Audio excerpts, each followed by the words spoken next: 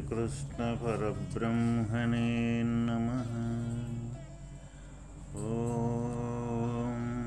शुक्लाम्बरधरं विष्णुं शशिवर्णं चतुर्भुजं प्रसन्नवदनं ध्यायेत् सर्वविघ्नोपशान्तये।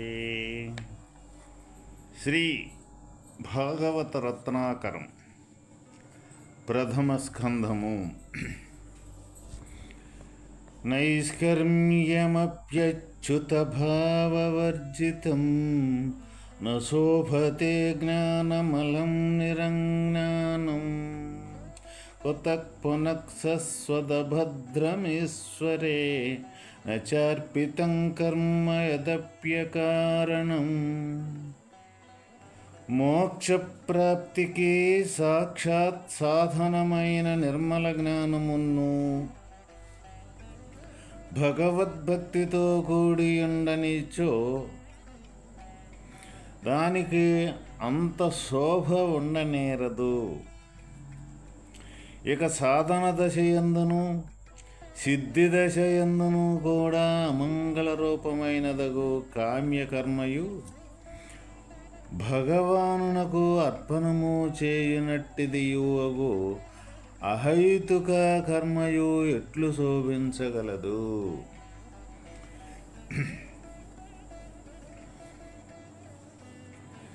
మోక్షప్రాప్తికి సాక్షాత్ సాధనమైన నిర్మల జ్ఞానము.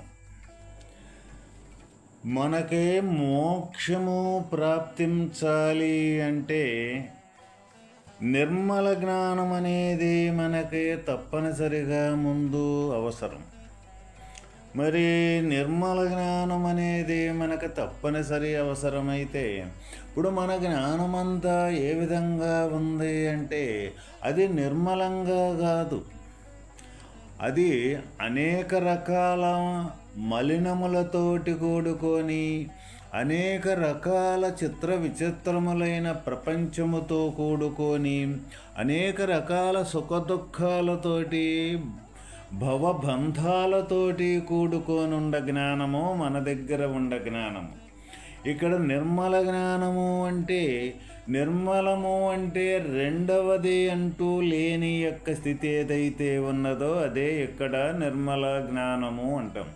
అటువంటి నిర్మల జ్ఞానం మనకు తయారు కావాలి అంటే ముందు మొట్టమొదట మనం చేయవలసిన పని ఏమిటి అంటే మన జ్ఞానం అనేది ఈ నిర్మల జ్ఞానానికి చేరుకునే దానికి సంబంధించిన వాతావరణం మనకు కావాలి అన్నప్పుడు మనం నిర్మలంగా లేకుండా చంచలంగా పరిగెత్తే యొక్క మన మనస్సు యొక్క స్వాభావికము ఏదైతే ఉన్నదో ఆ స్వాభావికాన్ని ఏ విధంగా మనం అటు చంచలంగా పరిగెత్తే యొక్క మనస్సుని అరికట్టేదానికి సంబంధించి ఏ సాధన అయితే ఉందో ఏ మార్గాన్ని మనం అవలంబించితే మనం అటువంటి ఈ చంచలత్వాన్ని మనకి పోగొట్టుకోగలుగుతామో ముందు దానికి సంబంధించిన విచారణ కానీ దానికి సంబంధించిన సాధన కానీ మనకు చాలా చాలా అవసరము. మరి ఎట్లా అది మనకి ఈ చంచలత్వము అనేది తొలగిపోతుంది? ఎటు చూసినా సరే మనకి కనురెప్పపాటులో మనకు అనేక రకాలుగా ఒకదానికంటే ఒకటి చిత్ర విచిత్రములతో కూడుకున్నది కదా ఈ ప్రపంచము. మరి ఈ ప్రపంచముతోటి అలవాటు పడ్డ మనస్సు అది నిర్మల స్థితికి ఏకస్థితికి ఏ విధంగా రాగలుగుద్ది? మరి ఎట్లా ఇది అని మనకు ప్రతి ఒక్కరికి కూడా సందేహం అనేది రావచ్చు. తప్పనిసరిగా ఏదైతే ఈ చంచలంగా పరిగెత్తి మనస్సు ఏదైతే ఉన్నదో అదే ఈ అనేకత్వంతో కూడుకున్న యొక్క చపలత్వం ఏదైతే ఉన్నదో ఇది మొట్టమొదట నిర్మల జ్ఞానం నుంచే ఈ చంచలం కానీ అనేకత్వం కానీ తయారయ్యింది. అందువల్ల ఈ నిర్మల జ్ఞానం దగ్గరికంటే తను ఎక్కడి నుంచి ప్రయాణం చేసి అనేకత్వంతో కూడుకొని ఉన్నదో ఆ ప్రయాణం చేసేదానికి ఒకదానికంటే ఒకటి దీని మూలమేంటిది, దీని మూలమేంటిది, ఎక్కడి నుంచి వచ్చి అనేకత్వంకెళ్ళి మనం ప్రయాణం చేస్తూ ఉన్నాము అని దాని వెనక్కి కానీ రాగలిగితే మనం నిర్మల జ్ఞానం కాడకి రాగలుగుతాం. అదేవిధంగా ఈ చంచలంగా ఈ మనస్సు ఆ విధంగా ఏది మూలస్థానం నుంచి అనేకత్వంతో చంచలంగా పరిగెత్తే మనస్సు మనం అరికట్టాలి అని అంటే మొట్టమొదటది ఎటువంటి పరిస్థితుల్లో కూడా ఎవరికి కూడా సాధ్యపడనిది అన్నమాట. ఎందుకు సాధ్యపడదు అంటే అది అనేకత్వం కదిలితే చాలు అనేకత్వంతో కూడుకొని అనేకత్వమే నిజము అనుకొని కాంక్రీట్ అయిపోయి కూర్చుంది ఆ చపలత్వంతో కూడుకున్న మనస్సు. మరి అటువంటి కాంక్రీట్ అయిపోయిన దాన్ని మనం ఏ విధంగా దాన్ని మరి పగలగొట్టి మళ్ళీ దాన్ని ఆ కాంక్రీట్ను పగలగొట్టాలంటే ఎంత శ్రమ చేయాలి, ఎంత కష్టపడాలి. అట్లాగే ఈ చపలంగా పోయేదాన్ని చిన్నంగా దాన్ని బుజ్జగించి చిన్నంగా దాని వాస్తవమైన దాని స్వరూపాన్ని నువ్వు వెళ్ళే మనస్సా, నువ్వు ఈ ప్రపంచం వైపు ప్రయాణం చేస్తూ ఉన్నావు, ఇది నిజం కాదు అని ఆ నిజంగాని యొక్క తత్వాన్ని దానికి పదే చూపించుకుంటూ ఆ నిజమైన తత్వమే నువ్వు ఈ నిజంగాని దానెమ్మటే నువ్వు ప్రయాణం చేసి దీనమ్మటే ఈ పుట్టడం చావటం అనే జనన మరణం అనే చక్రములో కొట్టు మిట్టులాడుతూ దీనితో కూడుకున్న ఈ సంసారం ఏదైతే ఉన్నదో ఈ అనేక రకాల ఈ కామక్రోధాదులనే హరిషడ్వర్గాలు కానీ ఈ పుట్టి సచ్చే యొక్క ఈ జనన మరణాలు కానీ ఇంకా ఈ సుఖదుఖాలు అనేది కానీ ఇంకా ఈ బాల్యయవన వార్ధక్యము అనే ఈ 4 అవస్థలు కానీ ఇంకా ఏదైతే ఉన్నదో ఈ త్రిగుణాలు కానీ త్రిగుణాలు అంటే సత్వగుణము రజోగుణము తమోగుణము ఈ 3 గుణాలతో కూడుకున్న యొక్క వ్యాపారం ఏదైతే ఉన్నదో అదే ఈ ప్రపంచం మొత్తం కూడా. అటువంటి ఈ త్రిగుణాలతో కూడుకున్న వికారాలు కానీ ఈ అవస్థలు ఏదైతే ఉన్నదో జాగ్రత్త స్వప్న సుషుప్తి అనే అవస్థలు కానీ వీటితోటి కూడుకొని ఇంకా ఈ ఇంద్రియములతో కూడుకొని ఈ ఇంద్రియ వ్యాపారంతో కూడుకున్న యొక్క లక్షణాలన్నీ ఏవైతే ఉన్నాయో వీటితోటి నువ్వు తలమునకలైపోయి ఇదే నిజము అనుకుంటున్నావు మనస్సా. ఇది కాదు నిజము. ఏ విధంగా ఇది నిజం కాదు అంటే నువ్వు వీటితోటి కూడుకొని అనేక రకాలుగా మరి నువ్వు ప్రతిరోజు ప్రతి దినము కూడా వీటితో కూడుకొని అనేక రకాల కర్మలు చేస్తూ ఉన్నావు కదా. ఆ కర్మలు చేస్తూ వాటికి సంబంధించిన అనుభవాలు వాటికి సంబంధించిన అనుభూతి అనేది నీకు తయారవుతూ ఉన్నది కదా. మరి ఏదైనా ఒక్కటైనా నీకు మిగిలి ఉంటుందా? ఒకటి కూడా మిగిలి ఉండటం లేదు కదా. నీవు కూడా ఎప్పటికెప్పుడు ఏదైతే చేస్తూ ఉంటావో అదే మళ్ళీ తర్వాత ఇంకొక పని చేసేటప్పటికి నీవు కూడా కనపడకుండా పోతూ ఉంటావు కదా. నువ్వే శాశ్వతం కాదు, నీతో కూడుకున్న ఈ ఇంద్రియ వ్యాపారము శాశ్వతం కాదు. ఈ ఇంద్రియ వ్యాపారమే కాదు, ఈ త్రిగుణాలతో కూడుకున్న ఈ ప్రపంచం మొత్తం ఏదైతే ఉన్నదో ఇది ఎప్పుడూ కూడా మార్పులు చెందుతూ ప్రయాణం చేస్తూ ఉన్నదే మనస్సా అని ఆ విధంగా మనస్సుని బుజ్జగించి ఆ విధంగా తన యొక్క లేమిని తన యొక్క లేనితత్వాన్ని చూపించుకుంటూ అంటే విచారణ చేసుకుంటూ ఆ లేదు అనే దాన్ని దృఢపరుచుకుంటూ దీనికి ఆధారమైంది శ్రీకృష్ణ పరమాత్మ యొక్క ఆత్మతత్వము తప్ప వేరే కాదు అని అటువంటి పరమాత్మ యొక్క నిశ్చలతత్వాన్ని చూపించుకుంటూ అటువంటి విచారణతోటి ఆ విచారణతోటి విచారించిన దాన్ని మళ్ళీ తను నిజ జీవితములో తను ఆచరించుకుంటూ ఆ ఆచరణ ద్వారా ఈ అనేకత్వానికి సంబంధించినది ఒక్కసారి కాకుండా అది ఒక్కసారి తగిలించుకున్నది కాదు కాబట్టి అది కొంచెంగా అలవాటు చేసుకొని తగ్గించుకుంటూ సహజంగా నిర్మలతత్వానికి ఎప్పుడైతే మనం రాగలుగుతామో అప్పుడే మనకి భగవంతునికి మనకి అనుసంధానం అనేది ఏర్పడుద్ది. అంటే భగవంతునికి దగ్గరకే మనం రాగలిగే యొక్క ప్రయత్నం ఆ విధంగా ఉన్నప్పుడు మనకు భగవంతునికి దగ్గరకు చేరుకునే మార్గం మట్టికది. అదే ఇక్కడ నిర్మల తత్వము అని మనకి ఇక్కడ తెలియజేయడం జరిగింది. అటువంటి నిర్మల జ్ఞానము ఉన్న భగవద్భక్తితో కూడి ఉండనిచో దానికంత శోభ ఉండనేరదు. అంటే అటువంటి నిర్మల జ్ఞానంతో ఉండ భగవద్భక్తి ఏదైతే ఉన్నదో అదే ఉన్నతమైనది. ఆ పద్ధతిలో కానీ మనం కానీ ఉండకపోతే వాస్తవమైన ఈ మోక్ష ప్రాప్తికి మట్టికి ఎటువంటి ఫలితం అనేది రాదు అని మనకి ఇక్కడ తెలియజేయటం అనేది జరిగిందనమాట. ఇక సాధన దశయందును సిద్ధి దశయందును కూడా అమంగళ రూపమైనదగు కామ్యకర్మయు భగవానునకు అర్పణము చేయునట్టుదియోగు అహైతుక కర్మయు ఎట్లు శోభించగలదు. ఈ విధంగా ఎప్పుడైతే అటువంటి నిర్మల జ్ఞానాన్ని కానీ మనం సంపాదించకుండా సాధన దశయందు అటువంటి జ్ఞానం కానీ మనకు సిద్ధించకపోతే అమంగళ రూపకమైనదగు కామ్యకర్మ ఏదైతే అమంగళము అంటే మంగళకరము కాకుండా ఈ కామ్యకర్మ అంటే మన దేహాభిమానంతో కూడుకున్న కర్మ ఏదైతే ఉన్నదో అది ఇక్కడ కామ్యకర్మ. మరి అటువంటి కర్మ ఇక్కడ భగవంతుని దగ్గరికి చేరాలి, భగవంతుని సన్నిధిని మనం ఉండాలి అంటే ఇటువంటి నిర్మల జ్ఞానం మనకు తయారు కావాలి అని అంటే ఈ కామ్యకర్మ యందు మనకి ఎటువంటి యొక్క ఇష్టత కానీ ఈ శరీరమే నేను అనే అహంకారము అనేది కానీ అది లేకపోతే తప్ప మనకు నిర్మల జ్ఞానం అనేది తయారయ్యేది.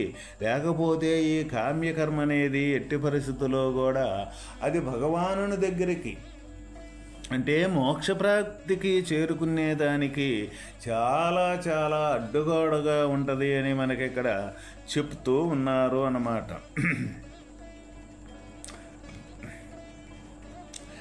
అతో మహాభాగభవానమోగదృకో సుశిశ్రవాః సత్యరతో ధృతవ్రతః ఉరుక్రమస్యాఖిల బంధముక్తయే సమాధినానుస్మరతద్విశేష్టితం.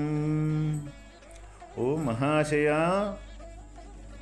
మీ దృష్టి అమోఘమైనది, మీ కీర్తి పవిత్రమైనది, మీరు సత్యపరాయణులు, దృఢవ్రతులు. కాబట్టి మీరిప్పుడు జీవులందరినీ బంధము నుండి విముక్తి నొందించుటకై సమాధి ద్వారా అచింత్య శక్తుడకు భగవంతుని లీలలను స్మరింపుడు. పూర్వకల్పమున పూర్వజన్మమందు నేను వేదవాదులకు మహనీయుల యొక్క ఒకానొక దాసి యొక్క కుమారుడను. కొందరు యోగులు వర్షాకాలమున ఒకచోట చాతుర్మాస్యము గావించుచుండిరి. చిన్నప్పుడు నేను వారి సేవయందే నియుక్తుడనైతిని. ప్రియులకు మునివర్యా, ఆ సత్సంగమందు భగవల్లీలాగాన పరాయణులకు ఆ మహాత్ముల అనుగ్రహముచే నేను ప్రతిరోజు శ్రీకృష్ణుని మనోహర కథలను వినుచుంటిని. శ్రద్ధతో ఒక్కొక్క పదమును వినుచుండగా క్రమక్రమముగా ప్రియకీర్తియగు భగవంతుని యందు నాకు రుచి కలిగినది.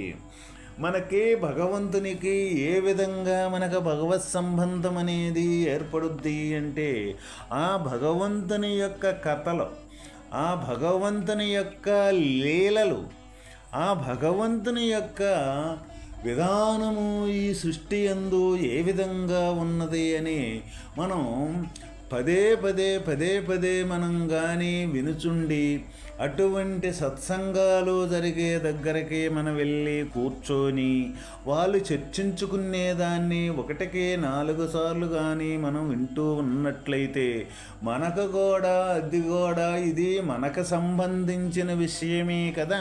ఇది చావు పుట్టుకలకు సంబంధించింది. మరి ఈ చావు పుట్టుకలకు సంబంధించింది అయితే ఈ చావు పుట్టుకలకు ఆధారమైన స్వరూపము భగవంతుని యొక్క స్వరూపం అని ఇక్కడ పెద్దలు చెప్పుకుంటూ ఉన్నారు.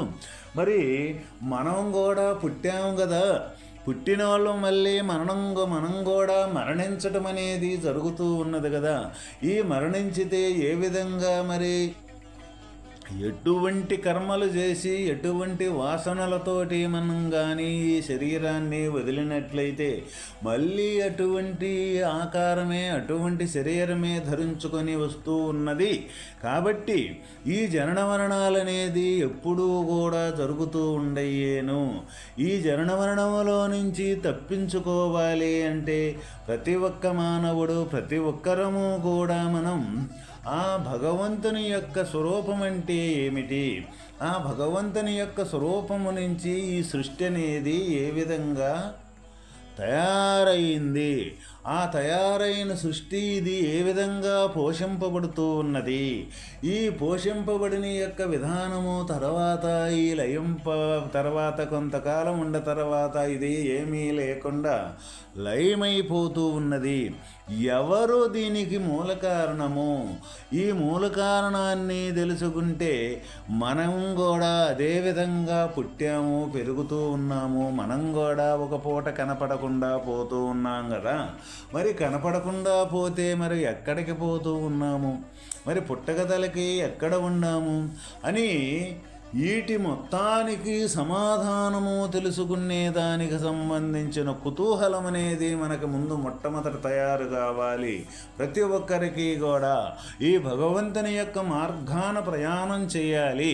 ఈ మోక్ష మార్గాన మనకు తప్పనిసరిగా మోక్షాన్ని పొందాలి, చెందాలి అన్నప్పుడు మనకు మొదట కలగవలసిన భావాల మట్టికి ఆలోచన మట్టికి ఈ విధంగా ఉండాలి.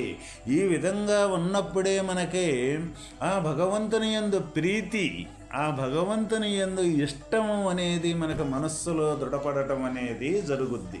ఎప్పుడైతే మనసులో భగవంతుని యందు ఇష్టమో ప్రీతి కానీ దృఢపడటం జరిగిందంటే ఇక మన ఆలోచన మొత్తం కూడా నిరంతరము ఎప్పుడెప్పుడు ఆ భగవంతుని యొక్క కథలని, ఎప్పుడెప్పుడు ఆ భగవంతుని యొక్క లీలా విధానాన్ని, ఈ భగవంతుని యొక్క విభూతులను ఏ విధంగా మనం చూడగలుగుతాము, ఏ విధంగా మనం పొందగలుగుతాము, ఏ విధంగా మనం ఆ భగవంతుని సన్నిధికి చేరగలుగుతాము అని అటువంటి యొక్క ఇష్టం అనేది మనకి ఎప్పుడైతే కలుగుద్దో అప్పుడు ఈ జ్ఞానం అనేది ఈ ప్రపంచానికి సంబంధించిన అనేకత్వంతో కూడుకున్న యొక్క లక్షణము ఏదైతే ఉన్నదో అది అచిరకాలములోనే అంటే తొందరలోనే దాని వైపు ఉన్న యొక్క ఇష్టం, అదే నిజము అనుకున్న యొక్క భావన తొలగిపోయి మనకి శాశ్వతమైన భగవంతుని యొక్క సంబంధము, భగవంతునితో బంధం అనేది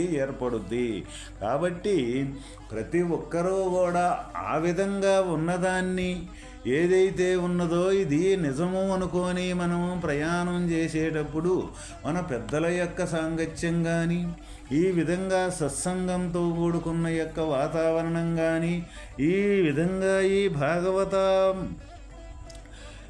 భాగవతం అనేటువంటి గ్రంథాల ద్వారా కానీ మనం ఆ తత్వాన్ని తెలుసుకునేదానికి సంబంధించి మనం కొంత సమయాన్ని కేటాయించి ఆ సమయానికి సంబంధించిన అందులో ఉండే వాస్తవమైన తత్వం ఏంటిది, అది కేవలము ఏదో ఆనాడు సుఖమహర్షి పరీక్షిత్ మహారాజుకి దాదాపు చెప్పిందా, లేకపోతే అది కేవలము వాళ్ళకు సంబంధించిందేనా, మనకు సంబంధించింది కాదా అని ఈ తీరుగా మనం ఎవరికి వాళ్ళం విచారణ చేసినట్లయితే తప్పనిసరిగా ఈ గ్రంథం అనేది మన అందరిది, మానవ జాతే కాదు ఈ సృష్టి రహస్యాన్ని మొత్తాన్ని తెలియజేసే గ్రంథమే ఈ భాగవత రత్నాకరము.